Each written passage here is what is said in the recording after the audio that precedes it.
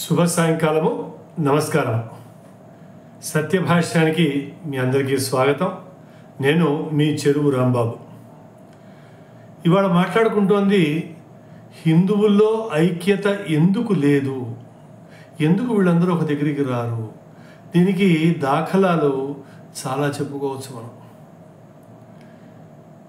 90లో మన కంచికామకోటి జయేంద్ర సరస్వతి గారిని తీసుకెళ్ళి జైల్లో పెట్టినప్పుడు ఏ ఒక్క హిందువు బయటికి రాలేదు, ఆందోళన దిగలేదు, రోడ్లు ఆపలేదు, ఆస్తి నష్టాలు చేయలేదు. తద్వారా ఏమైందంటే జయేంద్ర సరస్వతి గారు ఆల్మోస్ట్ 1 సంవత్సరం పాటు జైల్లో ఉండవలసి వచ్చింది. ఏ హిందువుల కోసమైతే ఆయన పాటుపడ్డాడో, ఏ హిందువుల కోసమైతే సేవ చేశాడో ఆ హిందువులే ఆయన్ని బయటికి తేలేకపోయారు, ఆయనకి మద్దతుగా నిల్చోలేకపోయారు. ఆయన అంటే సరే ఒక ధార్మికుడు, బ్రాహ్మణుల కోసం అని చెప్పి మన సోనియా గాంధీను జయలలితలు చెప్పి బ్రాహ్మణులకు మాత్రమే వాడు లీడరు వారు, కాబట్టి వారికి మద్దతు లేదు అనే ఒక మాట చెప్పింది. కాకపోతే ధార్మికంగా మనందరికీ ఆయన గురువులు అన్న విషయం మనందరం కూడా మర్చిపోయాం. 2022 5వ తారీఖు మే నాడు చూస్తే కనుక వారణాసి కోర్టు ఇచ్చిన తీర్పు ప్రకారం 6వ తారీఖు నుంచి జ్ఞాన్వాపి మస్జిద్లో ఉన్న శృంగార గౌరీ మాతని అక్కడ ఏమేమి ఉన్నాయని చెప్పి వీడియోతోటి ఒక సర్వే చేయమని కోర్టు ఉత్తర్వులు ఇచ్చినప్పుడు వారి తరఫున 2 తండ్రి కొడుకులు న్యాయవాదులు హరిశంకర్ జైన్ గారు తండ్రి, విష్ణు శంకర్ జైన్ గారు వాళ్ళ కొడుకు, ఇద్దరు ఈ కేసుని వాదిస్తూ ఈ సర్వేకి చేయించేందుకు కోసమని వీళ్ళిద్దరూ కూడా వారణాసి చేరుకుంటున్నప్పుడు వారు వస్తున్నప్పుడు వేలాది మంది ముస్లిమ్స్ రోడ్డుకు అటు ఇటు నిలిచి దుర్భాషలు ఆడటం ఇంత అంత కాదు. వారు హోటల్కి చేరినప్పుడు ఒక 4 దుండగులు ఆతతాయిలు వచ్చేసి కత్తులు జుడిపించి చేతిలో ఉన్న ఆయుధాలు చూపించి ఈ సర్వే కనుక మీరు చేసినట్టయితే మీ శవాలు బయటికి వెళ్తాయి, మీ ఇంట్లో వాళ్ళు ఎవరు సురక్షితంగా ఉండరని చెప్పి భయపెట్టి వెళ్ళిపోతారు. అటువంటప్పుడు మన హిందువులు ఎవరు వాళ్ళ దగ్గరికి రాలేదు, వాళ్ళని ప్రొటెక్ట్ చేస్తూ వీళ్ళు వచ్చి నిల్చోలేదు. 6వ తారీఖు రానే వచ్చింది. ఈ లోపల ఈ 5 మహిళలు ఎవరైతే ఈ పిటిషన్ వేశారో వాళ్ళ 5 పేర్లు ఏమిటంటే వీరు వీరభక్తి శిరోమణులు. వీరు పాఠక్ గారు,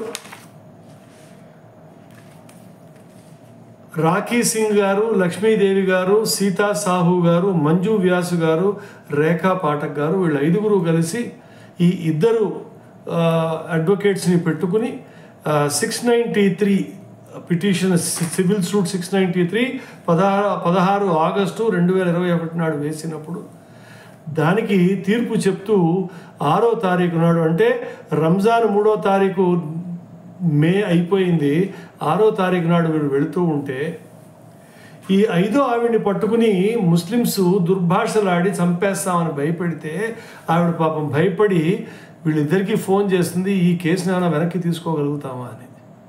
వాళ్ళు అన్నారు, అమ్మ ఇంత దూరం వచ్చాం కదా, ఇక మనం ఇక్కడి నుంచి ముందుకెళ్ళటమే తప్ప వెనక్కి వెళ్ళటం ఉండదని చెప్పి వాళ్ళు ధైర్యం చెప్పి వాళ్ళు ముందుకెళ్ళారు. వీళ్ళు వెళుతున్న కారు బహుశా 1 కిలోమీటర్ వెళ్ళాలి. ఆ కిలోమీటర్ వెళ్ళడానికి ఆల్మోస్ట్ 40 నిమిషాలు గంట పట్టింది. ఎందుకంటే రోడ్డు పొడుగుతా ముస్లిమ్స్ ఉండి దుర్భాషలు ఆడుతూ కారు మీద దుమ్ము పోస్తూ వీళ్ళు వెళుతున్న కారు మీద అద్దాలు కొడుతూ భయపెడుతూ కత్తులు చూపిస్తూ వెళుతుంటే విష్ణు శంకర్ అన్నాడు, తండ్రి గారు ఇంత భయపెడుతున్నారు కదా, ఇటువంటి దానికి వెళ్దామా, వెనక్కి తిరిగి వెళ్ళిపోదాం అంటే తండ్రి గారు ఏమన్నాడంటే, అబ్బాయి ఈ దుండగుల చేతిలో కనుక చచ్చినట్టయితే సాక్షాత్తు మహాదేవుడి దగ్గరికి చేరతాం, అక్కడైనా మన దర్శనం అవుతుంది. ఈ దుండగుని తప్పించుకుని కనుక జ్ఞానవాపి మస్జిద్కి వెళ్ళినట్టయితే మనం అనుకుంటున్న మహాదేవుడు అక్కడే మనకి సాక్షాత్కరిస్తాడు, ఎటు వెళ్ళినా మహాదేవుడే కనిపిస్తాడు, కాబట్టి మనం ముందుకు వెళ్ళాలరా అన్నాడు. అంతే తప్ప మన భగవంతుడు హిందువులకు కూడా భగవంతుడు, హిందువులు మనని కాపాడుతారనే మాట ఆ భ్రమలో ఆయన లేరు. ఎందుకంటే హిందువులు డబ్బులకు అమ్ముడుపోతారు, హిందువులు అమ్మాయిలకి లొంగిపోతారు, హిందువులు భయపడి దాక్కుంటారు, పిరికి వాళ్ళైన వాళ్ళందరూ కూడా సెక్యులరిజం గురించి మాట్లాడతారు. ఇటువంటి విధవల గురించి మనం చెయ్యట్లేదు, భగవంతుడి గురించి, ఆ భగవంతుడి ఆస్తి గురించి మనం చేస్తున్నామని విష్ణు శంకర్ గారు ఈ మాట చెప్పినప్పుడు, హరిశంకర్ జైన్ గారు ఈ మాట చెప్పినప్పుడు కొడుకైనటువంటి విష్ణు శంకర్కి కళ్ళు తెరుచుకుంది. ఇంత చేసి జ్ఞానవాపి మస్జిద్లోకి వెళితే ఆవిడ ఒక్క ఆవిడ రాలేదు, మిగతా ఆడవాళ్ళందరూ వస్తూ ఉంటే వీళ్ళు ఆడిన దుర్భాషలు ఇంత అంత చెప్పసఖ్యం కాదు, వాళ్ళ అన్న మాటలు మన నోటితో మనం చెప్పుకునే సఖ్యం కాదు. ఇంత చేస్తున్న ఆడవాళ్ళు మన కోసం కొట్లాడుతున్నారే అని చెప్పి ఈ మగ మహారాజులు ఏమన్నా వచ్చి అక్కడ నిల్చున్నారా? లేదు. ఇసుక రేణువుల్లో అక్కడో గవ్వ మనకు దొరికినట్టు అక్కడో హిందూ ఉన్నాడు. కానీ మన దేవుణ్ణి వెనక్కి తీసేందుకు మన కోసం వీళ్ళు వచ్చారు, మన కోసం సర్వే జరుగుతోందని ఆ ముస్లిమ్స్ వచ్చినట్టుగా హిందువులు ఎవరో రాలేకపోయారు. ఎందువల్ల? వర్ణాల నుంచి కులాలుగా 1911లో మనం విడదీసిన బ్రిటిష్ వాళ్ళకి ఈ గొప్పతనం చెందుతుంది. మనలో మనం రిజర్వేషన్ కోసమనో, మనలో మనం ఆస్తుల కోసమనో కొట్టుకున్నట్టు ఈ రిజర్వేషన్ల కోసం మనలో మనం ఒకళ్ళనొకళ్ళు చంపుకుంటూ కొట్టుకుంటూ నేను తక్కువ వాడిని అని చెప్పి ఎవడో పెద్దవాడని చెప్పి వాడిని తిడుతూ పోస్తున్నాను తప్ప మనందరం ఇంట్లో వరకే వర్ణం, మనకి ఇంట్లో వరకే మన కులం. బయటకు వస్తే అందరం హిందువులమే, సనాతన ధర్మీయులమే, ఈ భారతదేశం మనది అనుకునే వాళ్ళు చాలా తక్కువ మంది ఉన్నారు. ఇవి ఎందుకు మాట్లాడుతున్నానంటే మనలో మనకి ఐక్యత వచ్చేంత వరకు ఏ రాజకీయ నాయకుడు మనకి ఏమీ చెయ్యలేడు.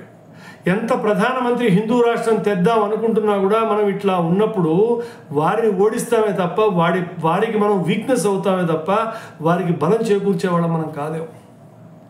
అంతెందుకండి, మొన్న బక్రీద్ నాడు, అంటే 5 రోజుల క్రితం బక్రీద్ నాడు 2 ఆడపిల్లలు వచ్చి 2 ట్రక్కులు నాపి ఆ జీపు బానెట్ మీద కూర్చుని, ఇది చూడండి, ఈ వీడియో చూడండి, 1 నిమిషం పాటు చేశాను ఈ వీడియో, వాడు వచ్చిన దాన్ని నేను మీకు చూపిస్తున్నాను.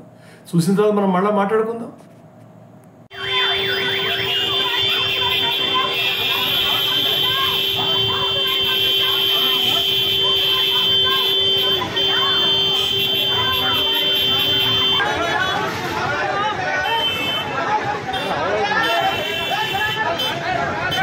అంటే ఎద్దులకు ఉందా పర్మిషన్?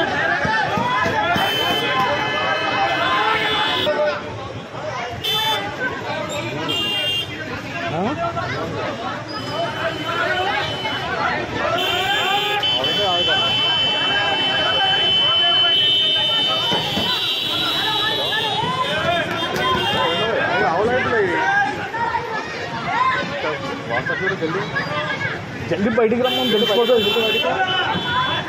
ఒక లేడీ మొత్తం ఆవులను ఆపేసింది.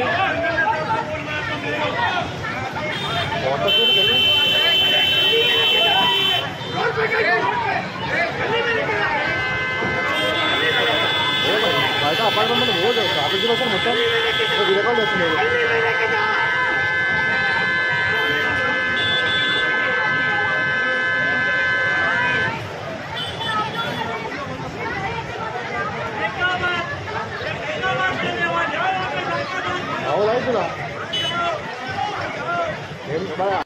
చూశారు కదా, బక్క చిక్కిపోయిన ధైర్యం కోల్పోని 2 ఆడపడుచులు వచ్చి నిల్చుని ట్రాఫిక్ అడ్డంగా ఆపేస్తే ముస్లిమ్స్ అందరూ చుట్టూ చేరి పంపిస్తావా అని ధమ్కీలు ఇస్తుంటే మీరు దిక్కున చోట చెప్పుకోండి అని జీపు బానెట్ పైకి ఎక్కి కూర్చుని అందరినీ ఆపేసింది.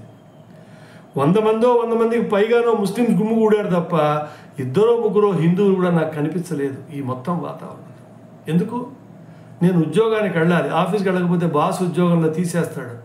నేను గుడికి వెళ్ళాలి, మొక్కుకోకపోతే దేవుడు ఏమన్నా అంటాడు.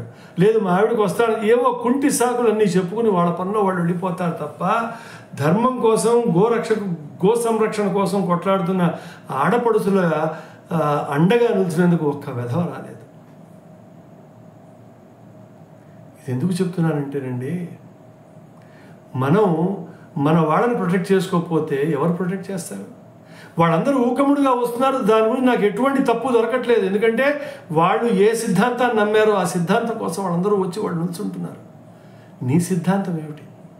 హిందువుగా, భారతీయుడుగా నీ సిద్ధాంతం ఏంటి? ఆలోచించాల్సిన పరిస్థితి వచ్చింది, సమయం ఆసన్నమైంది. లేవండి, పక్క వాళ్ళని కలుపుకోండి, కులాల ఊబిలోంచి బయటపడండి. సనాతన ధర్మీయులుగా, హిందువులుగా, భారతవాసీయులుగా అందరూ ఏకం కాండి. లేకపోతే రానున్న రోజులు చాలా గడ్డు రోజులుగా ఉన్నాయి. ఈ వీడియో కనుక మీకు అర్థమైనట్టయితే ఈ వీడియోని దయచేసి షేర్ చేయండి, లైక్ చేయండి, సత్యభాష్యానికి సబ్స్క్రైబ్ చేయండి. వచ్చే శీర్షిక వరకు ఉంటాను మరి. రాంబాబు చెరువు, హైదరాబాద్.